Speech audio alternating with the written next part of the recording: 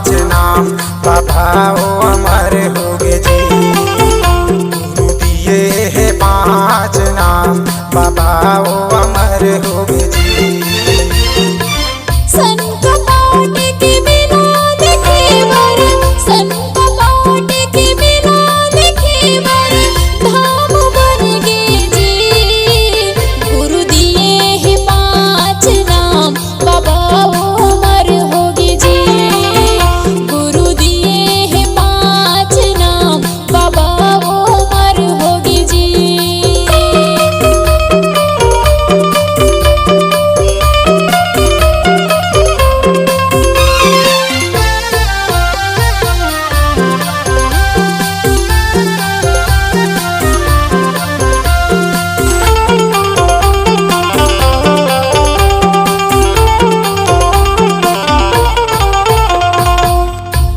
दिसंबर के मेला भरा थे बाबा के लगे समाधि।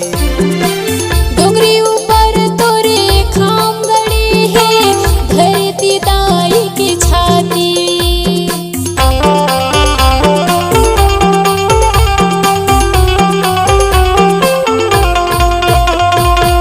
31 दिसंबर के मेला भरा थे बाबा के लगे समाधि।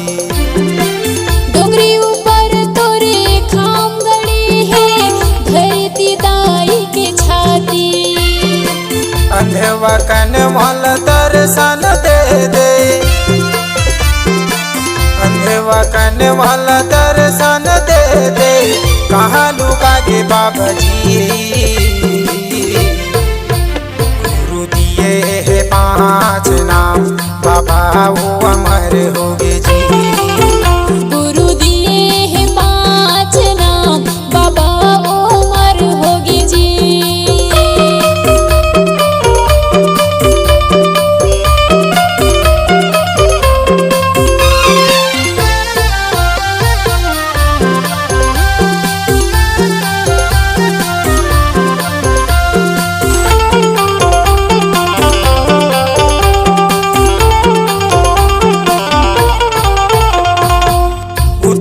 दरिया बूढ़ती म बांधा डोंगरी ऊपर तोर मंदिर। नर नारी मिल आए हे बाबा माथे नवाव तुरती।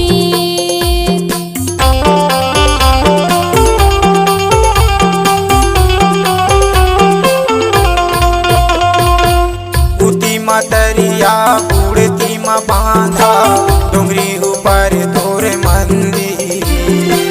नर नारी मिल आए हे बाबा माथे नवाव तुरती।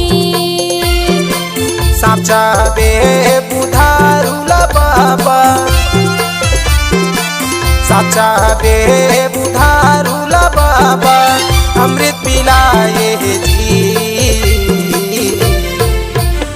गुरु दिए है पाँच नाम बाबा वो अमर होगे जी। गुरु दिए है पाँच नाम बाबा ओ अमर होगे जी।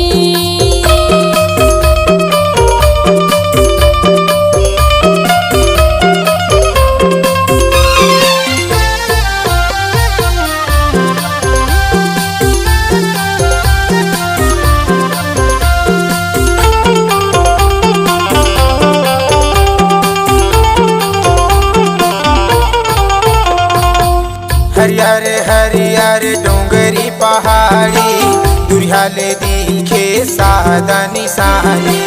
सुबह और शाम तोरे आरती उतारे दशरथी है पुजारी।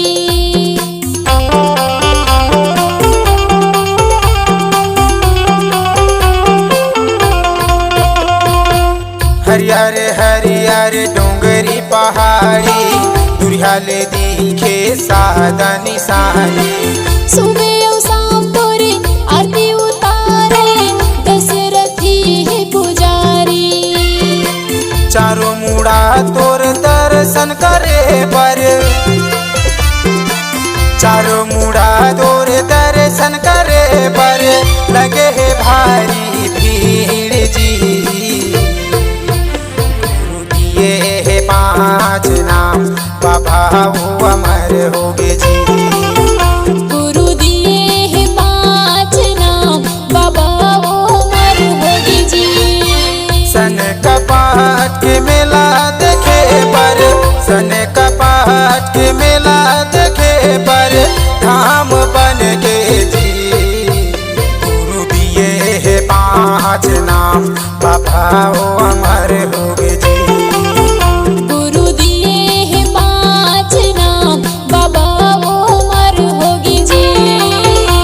गुरु दिए है 5 नाम,